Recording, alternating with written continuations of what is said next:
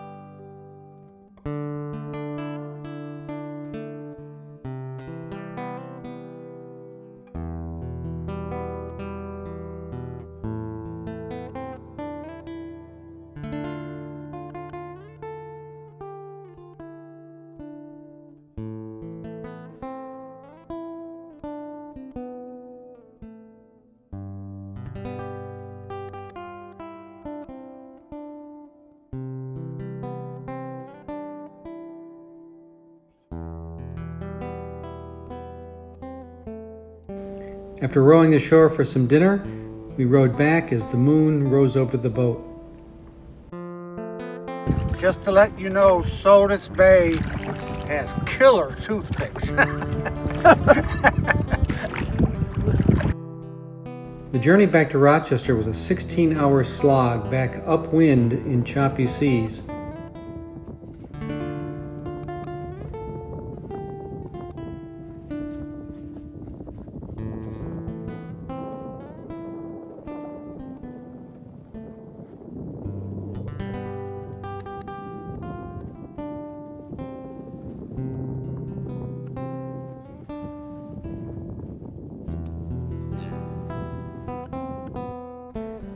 About halfway, and just after spotting a freighter crossing about half a mile in front of us, a Dyneema steering cable chafed through and I lost steerage.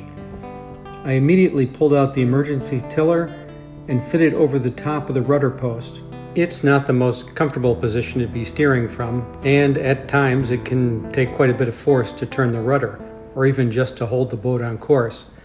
But it did the job and got us back to port safely.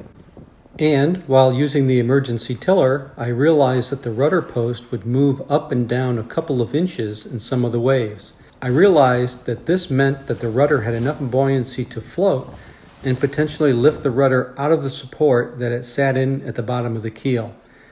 After our voyage, the first order of business was to keep the rudder from floating up while underway. The simplest way was to add weight, and I eventually found a used Olympic plate that, with a PVC bushing, fit perfectly over the end of the rudder post.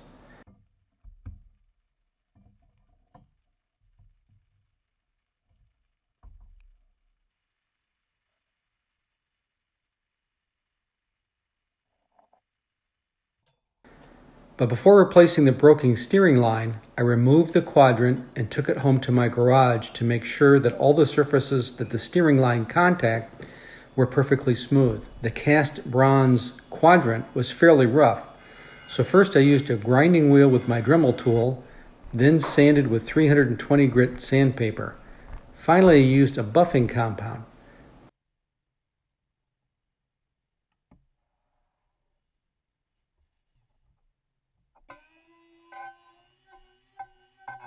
The chafe, and thus the break in the line, occurred where there was also a knot riding in the quadrant track. So it's not clear if the roughness of the track itself or just the knot riding over the stopper line that also ran in the same track was the cause. But in either case, the quadrant is now very smooth, and the stopper line, which limits the rudder travel, has been moved to the autopilot lever arm so it can't rub against the main steering lines. So with the steering fixed, it was time to take the boat's namesake, my wife Marcelina, on a week-long cruise. We stocked up and set out east along the south shore of Lake Ontario. We pawned the 2 dogs off on our girls and brought the third one, Stormy, with us. Yes, he did get a bit sick the first day out when it was a little rough, but pretty soon was able to get his sea legs. The first sailing leg had a leftover chop from northerly winds the day before, but we still had a very comfortable 8-knot southwest breeze, shifting to northwest as the day progressed. The first destination was back in Sodus Bay, where Mike and I had been the week before. The last 7 miles of this journey we motored as the wind died completely. But between exiting Rochester and getting into the anchorage in Sodus Bay, we only used about 20% of the battery capacity. Unfortunately, since I currently don't have a way of recharging the drive batteries other than plugging them into shore power, I knew that I wouldn't be able to motor that much on each leg of the journey if we were to anchor every night. After setting our anchor in Sodus Bay and securing the boat, we took Stormy ashore for a walk and for us to grab some dinner.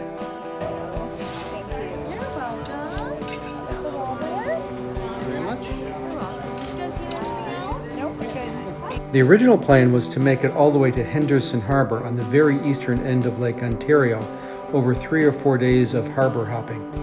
However, this plan was scuttled when we first elected to stay put in Sodus Bay when the next day was forecast to have rain and scattered thunderstorms. And then later our plans were solidified when it was clear that we wouldn't have favorable winds to either get that far east or back within a reasonable period of time. So, following a quiet day of reading and relaxing on the boat, we set sail for the short 12-mile trip to the next bay east along the shore, Fairhaven. The northwest breeze allowed us to sail right down the channel to the bay and then the full length of the north-south oriented bay until we rounded up and anchored just north of the yacht club at the southern end.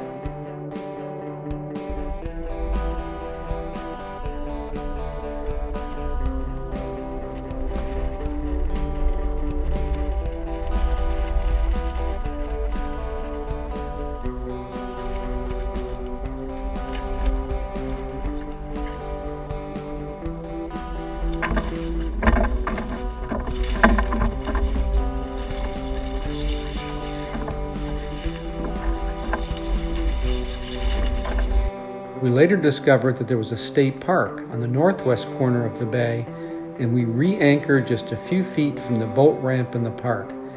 This gave us easy access for walking the dog in the park that evening and again later the next morning.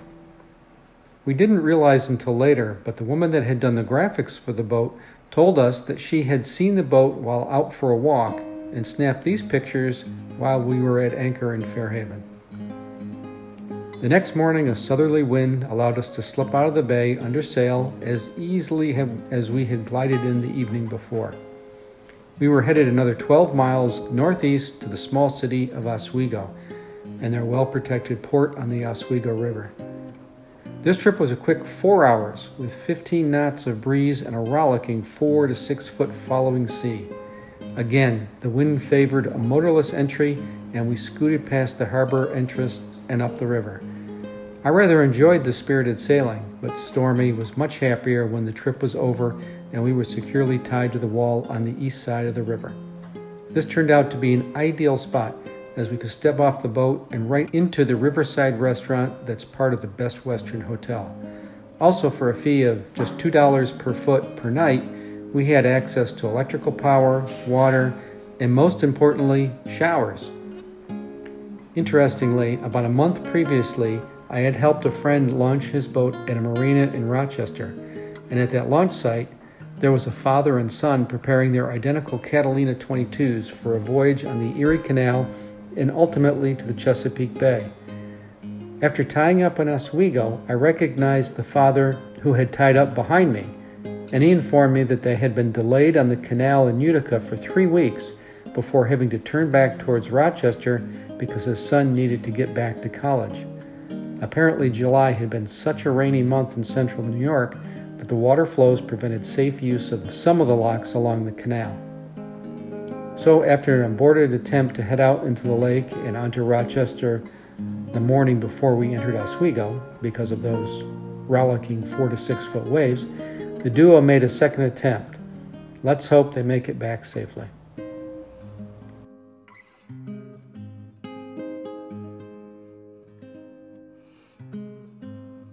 We spent 2 days in Oswego relaxing and charging up our batteries, literally and figuratively. We visited the historic Fort Ontario, just a short walk from our boat.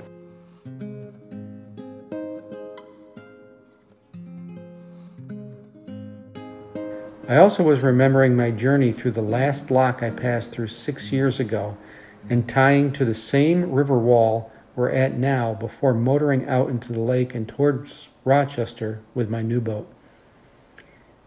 Since we weren't going any further north or east, we decided to start heading back west to either Fairhaven or Sodus as the winds allowed.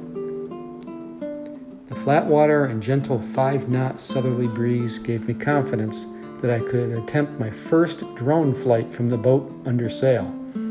Unfortunately, the storage capacity of my phone filled up shortly into the flight, so I didn't get all the shots I wanted.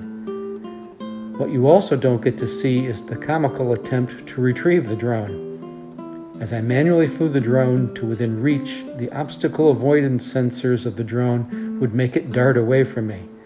After several attempts, the drone lurched, bounced off the Dodger, and landed upside down on the deck, and with one propeller having popped off, which was laying next to the drone. Amazingly, the drone wasn't damaged, and nothing ended up in the drink. I guess the landing part needs some work.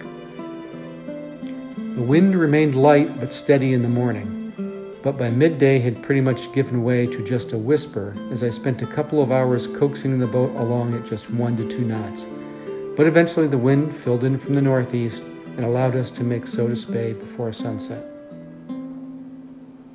We rose early the next morning to catch a 10-knot southerly that made for flat water and a magnificent beam reach straight towards Rochester. Like a golfer that will endure a mediocre round of golf to feel the glow of contentment from just a couple of perfectly executed shots, this is the kind of sailing that makes all the work, all the preparation, worth it. But the perfect breeze didn't last, and we were again faced with a midday slack and change of direction. This time, however, the calm was shorter, and the new breeze allowed us to enter the busy Friday afternoon Rochester Harbor under full sail at about 3 in the afternoon. What a fitting end to our week of cruising. Thank you so much for watching and following our progress. Come back next time, and I hope to show you a longer overnight passage and some changes and upgrades that we discovered we needed during these last trips. Thanks.